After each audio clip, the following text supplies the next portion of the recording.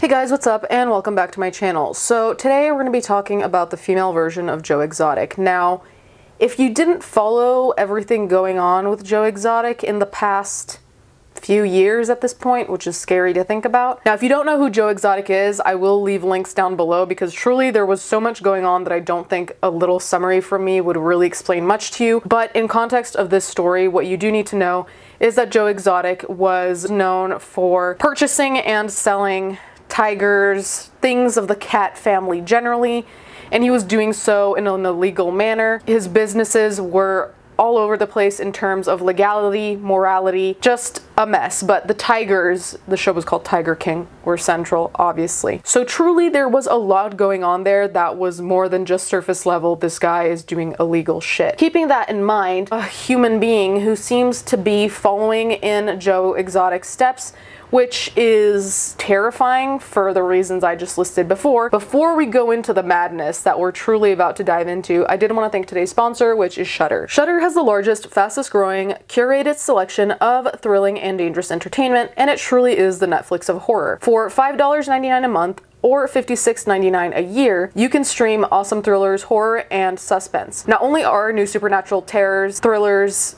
and horrors added every week, but you'll have unlimited access to stream ad-free on all of your favorite devices such as iPhones and iPads, Amazon Fire TV, and Xbox, amongst others. I personally am really looking forward to VHS 99 that premieres on October 20th. I've enjoyed the prior VHS movies because found footage is an immersive experience, and the storylines have always been relevant to our current lives while hanging on to nostalgia. Get started streaming the best horror, thriller, and supernatural content. Shudder's expertly curated collection includes must-see titles like Hellbender, VHS 94, and The Boy Behind the Door, plus all of the best horror documentaries and the hit Creepshow TV series from the executive producer Greg Nicotero of The Walking Dead. Try Shudder for free for 30 days. Go to shudder.com, that's SHUDDER.com, and use promo code READYTOGLARE. So let's get into this. Tigers in her home. A jaguar sold online, now she's on the run from the FBI. Meet Mimi Erotic, America's new Tiger King. Trisha Denise Meyer is a fugitive from justice after the alleged illegal sale of an endangered jaguar. It's not her first brush with the law, nor her first time on the lam. Meyer's eccentric lifestyle, involving everything from porn star style and scams to unleash tigers in her home, could give the Tiger King a run for his money. Move over Joe Exotic and make way for Mimi Erotic, the fugitive, false eyelashed, lip-plumped blonde animal dealer who's been weaving a path of destruction through man and beast alike for well over a decade. Her real name, and she goes by many aliases, is Trisha Denise Meyer, and she's currently on the run from the law after being charged with 4 counts in relation to the illegal transportation and sale of a jaguar. That jaguar, named Amador, was she going for Spanish? I don't know, by Meyer, but renamed Hades by one of its subsequent shady owners, is currently resting happily at an animal sanctuary in Southern California, but Amador has fared far better than many of the exotic animals in Meyer's care, and better than many of the humans she's had dealings with, it seems. The 40-year-old mother, wherever she is, has been raising, advertising, and selling animals for years across various states from Texas to California to Colorado. She uses different names. Some know her as Emily, some Mimi, some Trissa, some Trisha. On Instagram, she utilized 2 known accounts, Mimi's Exotic World and Mimi's Erotic World. The latter, which is still active, features racy images and videos of Meyer in animal print, barely there lingerie, and links to now defunct account on OnlyFans. One thing I'm going to pause on here is some of the ways in which this article was written don't sit that right with me. Now, it's not that big of a deal. I don't think it's the end of the world by any means. There is a strong focus here on appearance, and I understand why to some extent, because if she has an OnlyFans, that is an aspect of her life which is going to be talked about. I understand they're trying to give a fuller image of this person and not just put them in a box of they sell and buy tigers or something. But at the same time, you also kind of wonder why her appearance has to be described when there are pictures on the article. It was in 2010, in fact, that one unfortunate Texas landlord found himself dealing with Meyer's chaos and nearly losing his home. The now 52-year-old man, who asked to be identified only by his initials AP due to his federal job, had only recently gotten divorced when his path crossed that of Meyer, who was a single mother in her 20s at the time. He allowed her to move into his rental home with her young children and what she described as a quote-unquote couple of dogs. And then 4 months go by. She has never paid me $1 in rent, he tells The Independent. And I say, hey, listen, you're either going to get out or I'm going to legally evict you, and that's going to be that. Meyer reacted, he says, by packing up not only her things, but stealing what he describes as up to $30,000 worth of tools from a storage unit on the property. He claims she destroyed personal items of his, such as baby photograph books, and even tried to burn down the property as she left in a U-Haul with her stash. The number of dogs in the house, he says, had ballooned up to a shocking 104. How in the hell do you have 104 dogs all in my living room? He asks, relating an unbelievable story of his friend's response to the site when he accompanied AP to survey it. The friend came over to look at the property and the damage and goes, hey man, that is the strangest looking coffee table I've ever seen in my life, AP says. And I said, that's not a coffee table, that's dog shit.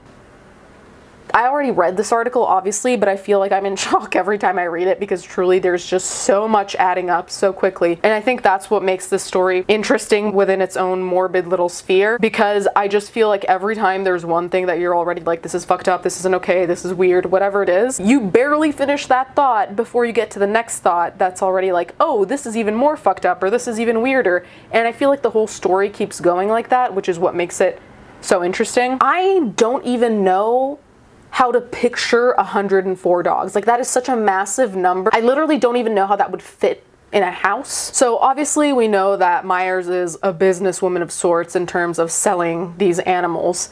So in regards to that, an online complaints board is filled with people outlining disastrous dealings with Meyer across multiple states. In 2016, internet users really went after her, charting where she'd allegedly moved in Texas and writing after transactions gone bad across the Lone Star State, and as far away as Colorado, where one woman wrote in June 2016 that she had, quote, just purchased a dog Saturday, and it's not what was advertised, and she's fighting for her life. In autumn of 2016, Meyer was found to have tigers, a skunk, a fox, and several monkeys wandering through her Houston home, where she also homeschooled her minor children. Officers had arrived to investigate claims that Meyer had scammed a California man trying to buy an exotic Savannah kitten. He wired $3,000 to an account in her daughter's name, but the cat never materialized. So a Texas game warden and officer with the Houston Police Department visited the Meyer residence to question her, only to find a menagerie roaming free that included a large male tiger, which Meyer admitted she only locked up when leaving the house. So as if it's not irresponsible enough to have wild animals in the house and treating them like they're domesticated when they're probably realistically miserable, which in and of itself is extremely dangerous, having said animals just roaming around your children is terrifying, especially because children are so heavy-handed with animals. And I think this, even just with dogs and cats, I always get nervous when children who aren't familiar with how to handle animals just kind of like drop their hands on them. That's enough to get a well-behaved dog or a well-behaved cat sometimes to react, because understandably they don't understand what's going on. So taking just that into account, which is a minor situation compared to this, actual fucking tigers just chilling. And how are you homeschooling your kids around that? Are you teaching them like grammar and shit and then being like, hey, hold on, the tiger's about to eat you, 1 second? What is this? Facing charges, Meyer fled to Las Vegas, then about an hour west in Nye County, Nevada, where she was eventually located and her tigers confiscated, according to Chron.com. Meyer was initially charged with child endangerment, but the count was dropped and in 2017 pleaded guilty to a theft charge with 2 years with deferred adjudication. It's been a nightmare for my kids and I because I've been portrayed to the media as having a mountain lion in the house, tigers in the house, foxes, skunks, all loose together, which has never happened, Meyer told reporters after entering her plea. It's just been a nightmare trying to prove my innocence. I don't really know in what world you can prove your innocence considering the officers found the animals there. There are multiple people you scammed or tried to scam with said animals. I don't really know what exactly is up for debate here that would make this situation so much better and so different, but that's just my take on that. You guys can let me know if there are any theories as to why she's potentially innocent. I would love to hear them. And while Meyer protested her innocence, there are a string of other online victims who would beg to differ, understandably. After her plea in 2017, it appears she got right up to her old tricks again. One social media user, Randall Spring, posted online about buying a monkey from Meyer for $6,500, only for it to die 2 hours into the drive home, with Meyer advising him to throw the poor animal's body in a dumpster. Another using the name Adrian Rodriguez 1212 posted on complaintsboard.com that he'd purchased a wolf from Meijer in June 2020. He wrote, 4 days later, the pup died. It took me hiring a private investigator to get to this page. What I am gonna say, and this is not to undermine anything wrong that Meijer did. Of course, she wasn't taking care of the animals, clearly. I don't know how by yourself you would take care of animals, let alone wild animals who shouldn't be in a house or an apartment or whatever the case may be. I think that negligence is going to be a given here, period. But also I have to wonder about these people buying these animals. Like, what are you doing with them? Why are you buying them? And I doubt any of these people have the resources to really take care of them, unless some of these people work for centers that are meant for endangered animals, for wildlife, something like that, then okay. But otherwise, I don't really know how they're gonna be in a better situation with them than with her. So just equally bad all over. She agreed to sell a jaguar cub for $30,000 to a man named, sorry if I mispronounced this, Abdul Rahman in California, transporting the endangered animal from Texas to the Golden State for an additional fee, according to court documents. He'd become interested in buying the jaguar after taking pictures with it in a hotel room in Austin during a car show. Rahman did not know how to take care of the jaguar and quickly became dissatisfied and wanted to get rid of the jaguar, selling it to someone else, but was concerned that he would lose money in the transaction, according to affidavits. He did sell the growing cub, though, at a loss, but that man's live-in girlfriend was pregnant, and they became concerned, unsurprisingly, at having a jaguar in the house with a newborn. Is there anyone here who seems to not be extremely unhinged? Because this is unhinged behavior. The sole concept of just buying a jaguar like that seems insane to me, like an impromptu purchase. Like, I doubt there was a lot of thinking put into this, because if there were, you wouldn't be in this situation. Like, I think just thinking 2 seconds ahead, being like, hey, I have a newborn, maybe I shouldn't have this big animal that's not supposed to be domesticated in my house around said newborn. Maybe that would have come up, who knows? This just feels like it's happening in an alternate universe, and frankly, I wish it were, because it really does scare me that there are people out there that are just like this. It just screams chaos and then subsequent disaster. The Houston woman was charged last week with interstate transportation of an endangered species in the course of commercial activity, interstate sale of an endangered species, trafficking prohibited wildlife species, and trafficking endangered species. It's getting really hard to say species. Rahman was charged with interstate transportation of an endangered species in the course of commercial activity,